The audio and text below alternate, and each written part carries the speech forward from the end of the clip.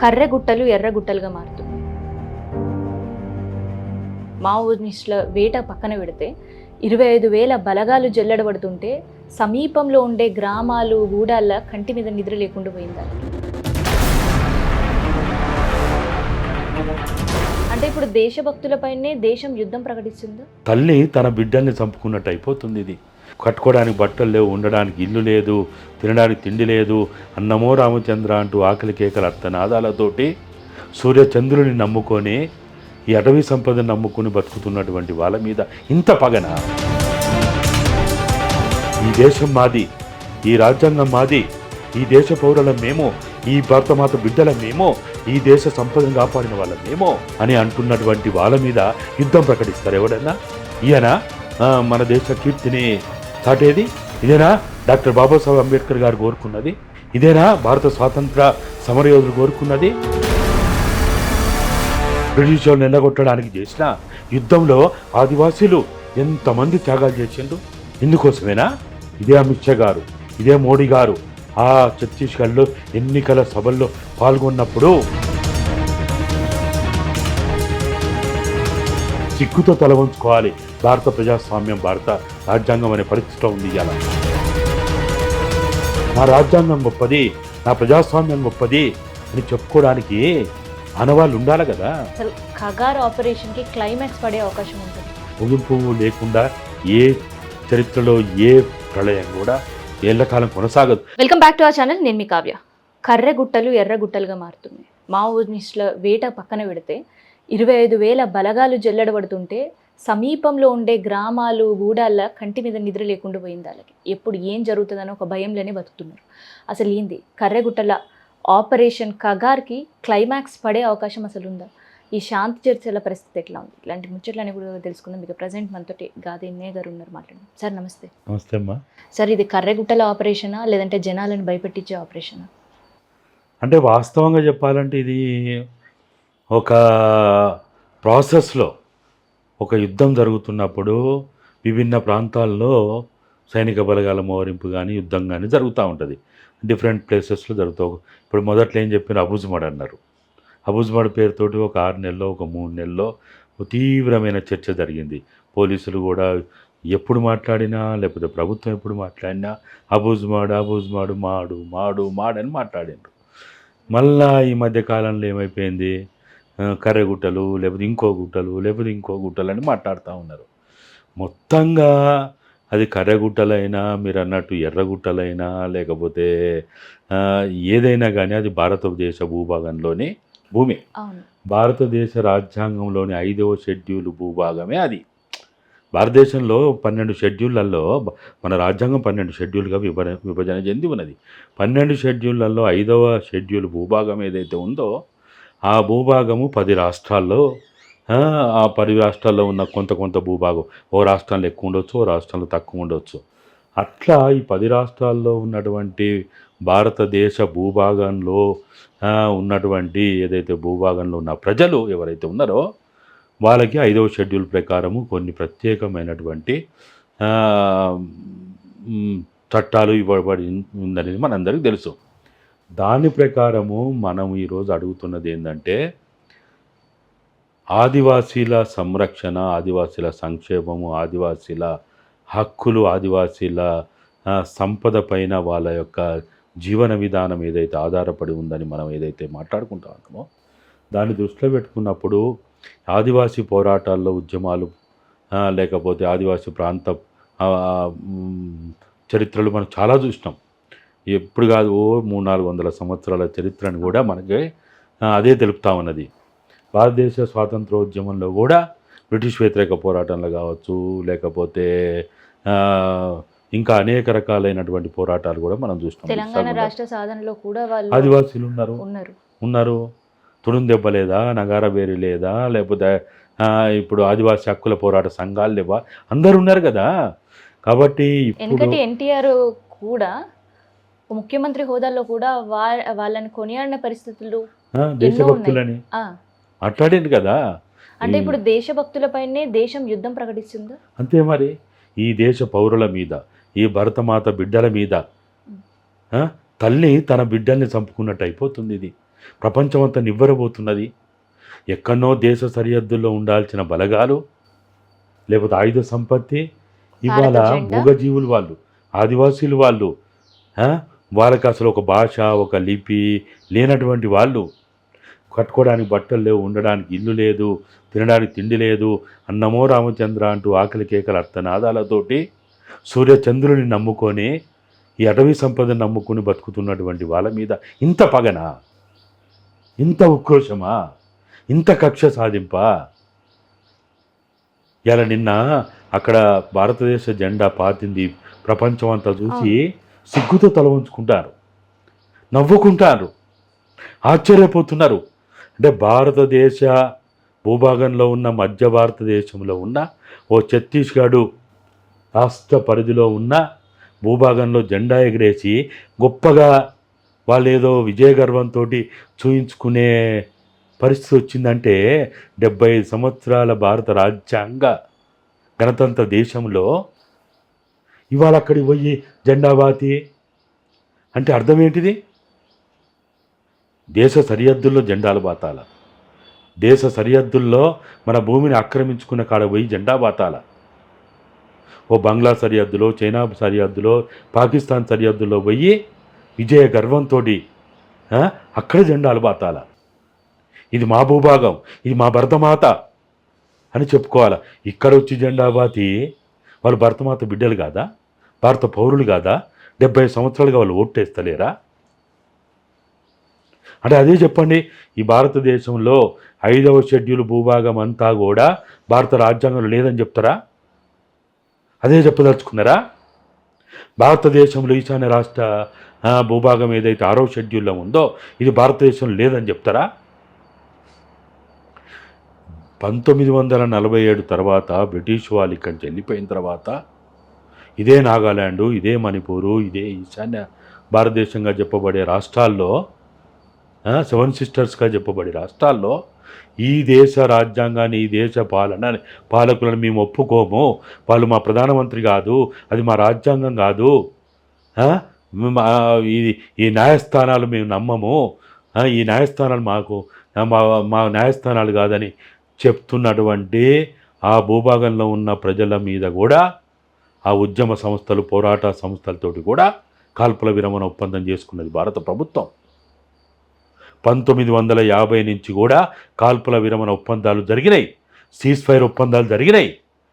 ఇదేదో కొత్తగా కొంతమ కోరిక కోడినట్టు, దేశ చరిత్రలో లేదన్నట్టు, ప్రపంచ చరిత్రలో లేదన్నట్టు, అది రాజ్యాంగ పరిధిలో రాదన్నట్టు మాట్లాడుతూ ఉన్నారు కొంతమంది.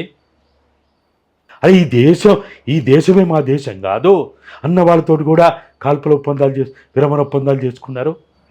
ఈ దేశం మాది, ఈ రాజ్యాంగం మాది, ఈ దేశ పౌరులం మేము, ఈ భారతమాత బిడ్డల మేము, ఈ దేశ సంపదను కాపాడిన వాళ్ళ మేము అని అంటున్నటువంటి వాళ్ళ మీద యుద్ధం ప్రకటిస్తారు ఎవడన్నా? ఏ తల్లి అయినా తన బిడ్డలని ఇంత ఘోరంగా చిత్రహింసలు పెడుతుంటే మానవత్వం ఉన్న మనిషి అని చెప్పుకునేవాడు ఎవడైనా మాట్లాడకుండా ఉండగలుగుతాడా? ఒకవేళ బిడ్డ తప్పే చేసింది అనుకుందాం, బిడ్డలు తప్పే చేసిందే అనుకుందాం, ఏం చేయాలా? తల్లి ఏం చేయాలా? భారత రాజ్యాంగం ఏం చేయాలా? భారత ప్రజాస్వామ్యం ఏం చేయాలా? భారత చట్టాలు ఏం చేయాలా? ఇదేనా? ఈ పద్ధతేనా ఎంచుకునేది? మేము ఈ దేశంలో భారత రాజ్యాంగం లేదు, ఈ దేశంలో ప్రజాస్వామ్యం లేదు, ఈ దేశంలో మేము భారత రాజ్యాంగం మీద ప్రమాణం చేయలేదు అని చెప్పిన తర్వాత ఏం చేసినా నడుస్తుంది. ఒకవైపు భారత రాజ్యాంగం మీద ప్రమాణం చేసి భారత ప్రజాస్వామ్య విలువలకు కట్టుబడి ఉంటామని చెప్తూ ప్రపంచంలో భారత రాజ్యాంగానికి ఉన్న గొప్ప కీర్తి ఘనంగా మాట్లాడుకుంటూ ఇదేం పనికిమాలిన పనులు? ఈయన మన దేశ కీర్తిని చాటేది? ఇదేనా డాక్టర్ బాబాసాహెబ్ అంబేద్కర్ గారు కోరుకున్నది? ఇదేనా భారత స్వాతంత్ర సమరయోధులు కోరుకున్నది? ఈ దేశం మాది, ఈ దేశ అభివృద్ధికి మేము మా జీవితాలైనా త్యాగం చేస్తామని మూలవాసులుగా ఉన్న ఈ ఆదివాసీలు ఇదేనా కోరుకున్నది? ఇదేనా ఆశించింది? బ్రిటిష్ వాళ్ళని ఎల్లగొట్టడానికి చేసిన యుద్ధంలో ఆదివాసీలు ఎంతమంది త్యాగాలు చేసిండ్రు? ఇందుకోసమేనా? ఆ రోజు సంపదని తరలిస్తున్నప్పుడు ఆ రోజు ఉద్యమాలు చేసిండ్రు, ఆ రోజు పోరాటాలు చేసిండ్రు. మరి ఇప్పుడున్న ఈ పాలనలో ఇలా వాళ్ళు ఏమో కొత్తగా అడుగుతలేరమ్మా. ఇవాళ ఛత్తీస్గఢ్ కానీ లేకపోతే దండకారణ్య ప్రాంతంలో 5వ షెడ్యూల్ భూభాగంలో ఉన్న ప్రజలు కోరుకుంటున్నది, ముఖ్యంగా ఛత్తీస్గఢ్ ప్రజలు కోరుకుంటున్నారు, ఆదివాసులు కోరుకుంటున్నది 2022, 23 నవంబర్లో ఎన్నికలు జరిగినాయి అక్కడ. 2023 నవంబర్లో 7, 17 2 దఫలుగా ఎన్నికలు జరిగినప్పుడు భారతీయ జనతా పార్టీ ఇప్పుడు ప్రతిపక్షంలో ఉంది. మా ప్రభుత్వం వస్తే ప్రజలు మాకు పాలన చేయడానికి అవకాశం కల్పిస్తే మేము ఆదివాసీ సమస్యని చర్చల ద్వారా పరిష్కరిస్తాము, ఆదివాసీలకు అండగా ఉన్న మావోయిస్టులతోటి చర్చలు జరుపుతాము అని వాళ్ళు ఎన్నికల మేనిఫెస్టోలో పెట్టారు. ఇదే అమిత్ షా గారు, ఇదే మోడీ గారు ఆ ఛత్తీస్గఢ్లో ఎన్నికల సభల్లో పాల్గొన్నప్పుడు వాళ్ళు ఉపన్యాసాలు ఇచ్చారు, ప్రజలకు హామీ ఇచ్చారు, ప్రకటనలు చేశారు. ఇవాళ మీలాంటి వాళ్ళు మాలాంటి వాళ్ళు అందరం కూడా మీరిచ్చిన మాటను నిలబెట్టుకోండి. ఇవాళ ఆ మాటను నమ్మి ఎన్నికల మేనిఫెస్టోలో పెట్టిన మాట మీద వాళ్ళు ప్రజలు ఆదివాసీలు విశ్వాసంతో నమ్మకంతో, వాస్తవంగా చెప్పాలంటే బస్తర్ ఏదైతే ఉన్నదో రాష్ట్రం ఏర్పడేటప్పుడు బస్తర్ జిల్లాగా ఉన్న ఇది ఇప్పుడు 6 జిల్లాలైంది. నారాయణపూరు, దంతెవాడ, బీజాపూరు, కాంకేరు, సుక్మా, ఇట్లా ఇన్ని జిల్లాలుగా అయినటువంటి ఈ భూభాగంలో 12 నియోజకవర్గాలు ఉంటాయి, అసెంబ్లీ నియోజకవర్గాలు.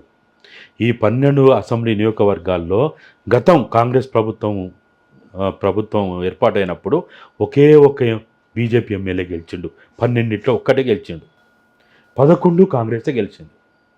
మొన్న వీళ్ళు మేము చర్చలు చేస్తామని వీళ్ళు మేనిఫెస్టోలు పెట్టి అందరూ ఇవాళ ఆ రాష్ట్ర ముఖ్యమంత్రి అయిన ఆదివాసీ బిడ్డ, నేను ఆదివాసీ బిడ్డని నా మాట నమ్మండి అని చిలక పలుకులు వాళ్ళకి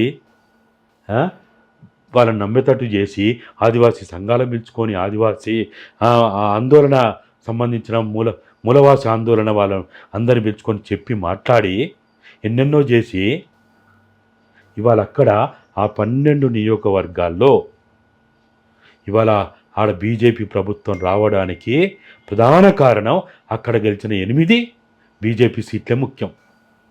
లేక అక్కడ కనుక ఆ 8 గెలవపోతే మళ్ళీ కాంగ్రెస్ ప్రభుత్వం వచ్చు, కాంగ్రెస్ ముఖ్యమంత్రి అవ్వు. ఆడ ఉన్నదే 90 సీట్లు, 90లో అక్కడ ఒకరు గోండవాన గణతంత్ర పార్టీ నుంచి గెలిచారు, వాళ్ళు ఎట్లా కాంగ్రెస్కి సపోర్ట్ ఉంటారు.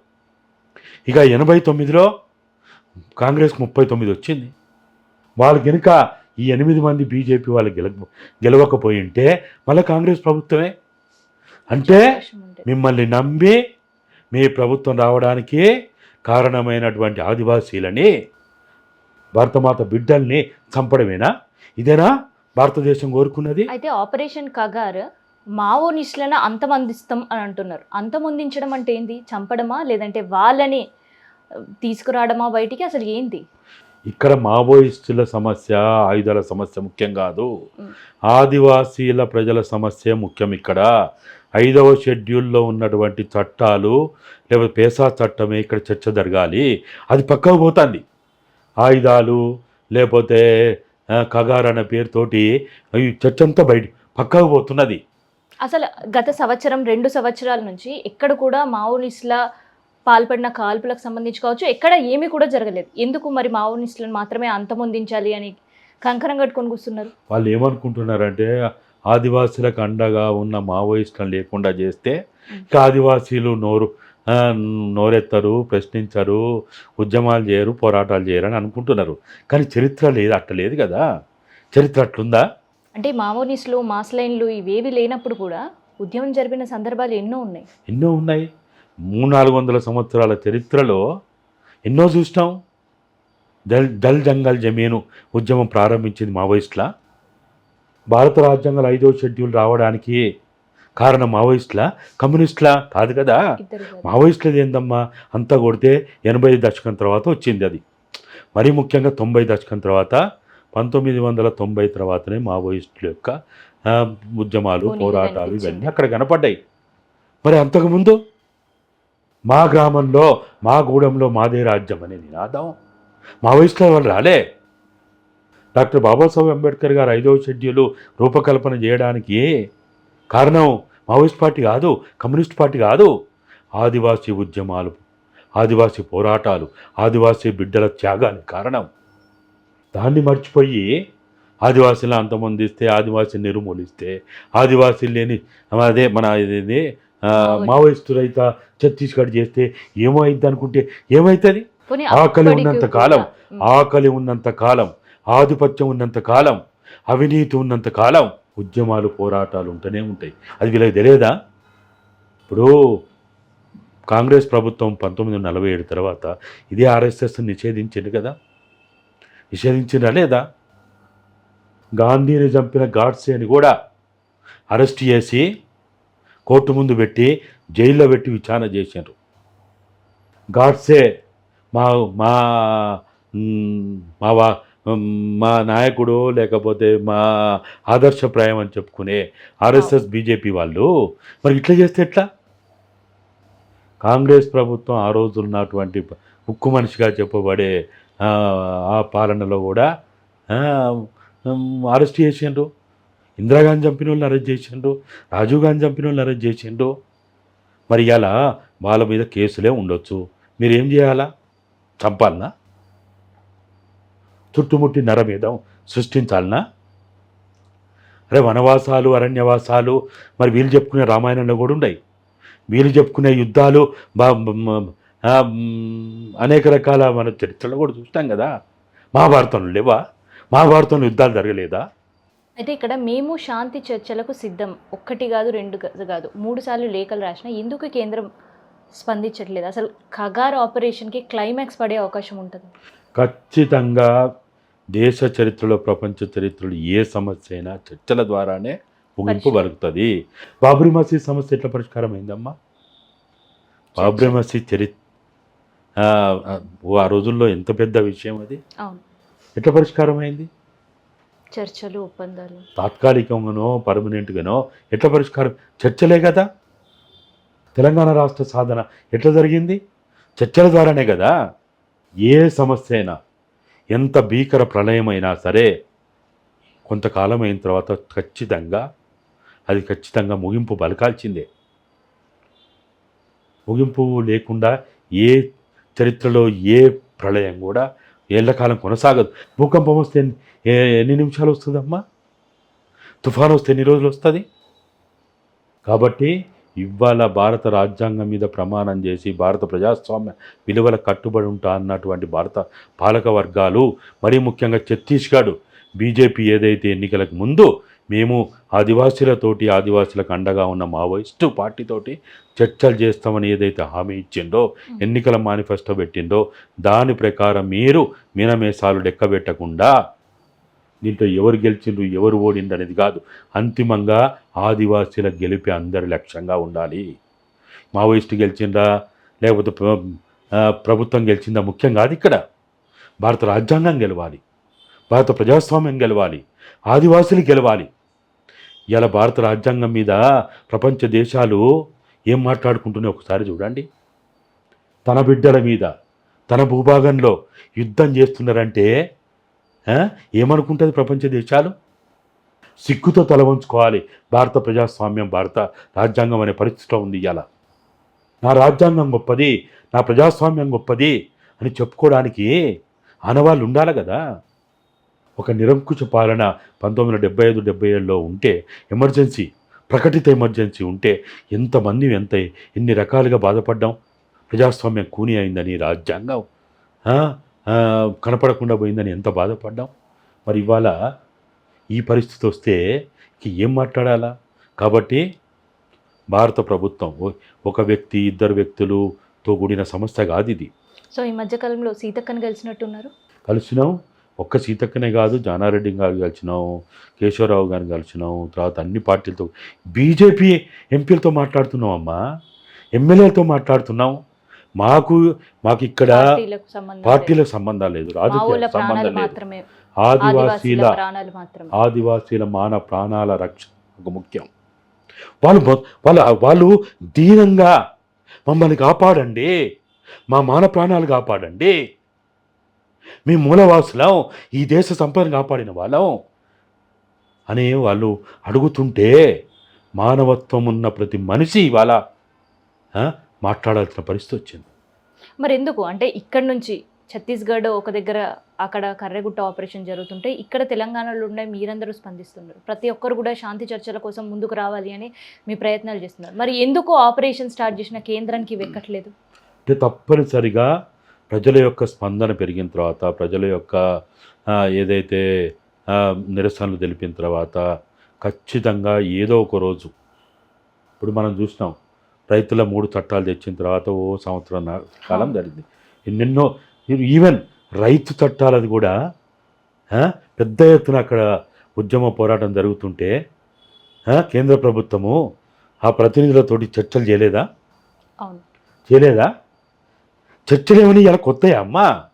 ఇదే బీజేపీ వాజ్పేయి గారు ప్రభుత్వం ఉన్నప్పుడు ఆయుధాలతోటి ఉన్నటువంటి వాళ్ళతో చర్చలు చేయలేదా? బోడోల్యాండ్తో చర్చలు చేయలేదా? గోర్ఖాల్యాండ్తో చర్చలు చేయలేదా? నాగాలాండ్తో చర్చలు చేయలేదా? కాల్పుల విరమణ ఒప్పందాలు చేసుకోలేదా? అరే ఏమో విచిత్రంగా ఉంది ఇప్పుడు. అసలు కర్రెగుట్ట పైన బేస్ క్యాంప్ పెట్టడం ఏంది, అక్కడ జాతీయ జెండా ఎగరవేయడం ఏంది, అంటే వాళ్ళు అండ్ అక్కడ ఇప్పటికే బీర్ బాటిళ్ళల్లో బాంబులు ఉన్నాయని బయటికి తీసుకురావడం ఏంది, అసలు ఏం జరుగుతుంది? అసలు ఇన్ని వేలకు దగ్గర 100,000 కోట్ల రూపాయలే కదా ఖర్చు.